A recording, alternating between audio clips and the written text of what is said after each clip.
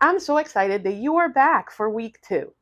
That means that you have reviewed the journal and that you have begun the journey, hopefully, to your healing and your restoration. I hope that you have meditated and understood what your values are, and maybe even discover some values that are not that great to live by. It reminds me of a client that I have been working on, and he created a list of 5 values. And amongst his values was generosity. And then he began to describe how he is generous. And part of how he is generous began to sound very much like following the rules of an organization or a body that he joined. And I pointed out to him, I said, wait, is generosity something that you aspire to? That is your higher self trying to find things that you want to implement? Because the things you're describing are just following the rules and the commitments of that organization. So that has nothing to do with generosity. That just means that you're honest and you are following the rules of this group you belong to. And he said, wow, that's true. I realize I aspire to be generous, and being generous will be without the prompting of somebody else asking you to do something or pay for something or support somebody or show up or give of your time. So I say all of that because I'm hoping you got through all my teeth and found the strategy for keeping all my teeth together. By the way, the dentist says I will die with my teeth, which is the goal.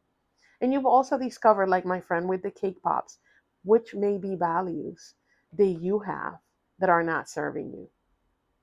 The idea of showing up for everybody but yourself, it's really important to figure out what is that value and where was it rooted? Does it come from misdiagnosis? Did somebody told you that your only purpose in life is to serve? Is to be of help to people? Is to put yourself out for someone else always? Nothing against serving. I consider myself a servant leader.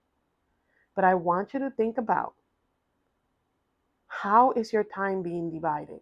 What is it that you're doing? Are you always tired and exhausted because of helping everybody else? I hate to tell you that's resentment.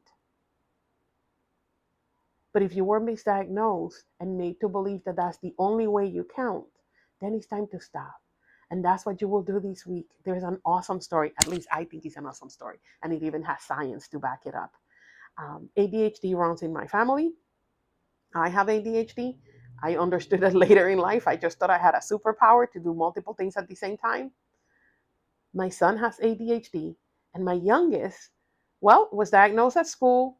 And I figure, as a clinician, I can do this. I can help my child. A chance encounter with an ophthalmologist, because hers was not available at the age of 15, taught us something completely different.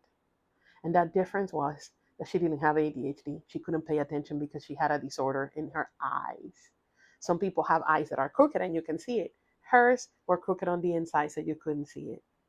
The moment she wouldn't read a book, she wouldn't watch a whole movie, she wouldn't do any activity for more than 10 minutes. The moment correction was inserted into her lenses with a prism that allowed the eye to see straight, that little girl began to read books like it was nobody's business, and it's her favorite hobby right now.